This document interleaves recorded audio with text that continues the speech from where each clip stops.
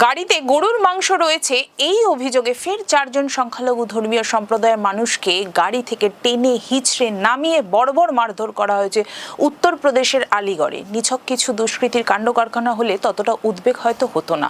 উত্তরপ্রদেশের পুলিশ এবং সরকার যদি আইনানুগ পথ গ্রহণ করে হামলাকারীদের বিরুদ্ধে ব্যবস্থা গ্রহণ করত, হয়তো কিছুটা স্বস্তি অবশিষ্ট থাকতো। ঘটনাটি যদি সামাজিকভাবে নিন্দার ঝড় তুলতে পারত, তাহলে হয়তো শ্বাস নেবার অবকাশ মিলত। কিন্তু আলিগড়ের ঘটনা দেখিয়ে দিচ্ছে ধর্মান্ধতার উন্মত্ত একদল মানুষের পশুসুলভ নিষ্ঠুরতাকে সার্বিক বৈধতা দেওয়ার প্রবণতা।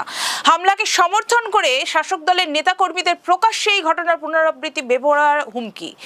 সাম্প্রদায়িক হিংসায় প্ররোচনায় পা দেওয়া উন্মত্ত মানুষ এবং পুলিশ প্রশাসন সবাই এক লাইনে দাঁড়িয়ে পড়েছে। ন্যায় বিচারের সম্ভাবনা তাহলে কতটুকু? আইনি শাসনের অস্তিত্ব নিয়ে যেখানে প্রশ্ন ওঠে, সেখানে গরুর মাংস বহন করাকে অপরাধ হিসেবে গণ্য করার আইন কতটা নৈতিক তা নিয়ে আলোচনা তো অনেক পরের কথা। আইন শাসনের পরিবর্তে তালিবানি শাসনের মতোই সাম্প্রদায়িক হিন্দুত্ববাদী সংবিধান বহির্ভূত শাসনে যে অরাজকতা তৈরি করবে, তাতে জাতি, ধর্ম, ভাষা নির্বিশেষে দেশের কোনো মানুষই নিরাপদে থাকছেন না, কারোর অধিকারই সুরক্ষিত থাকবে না।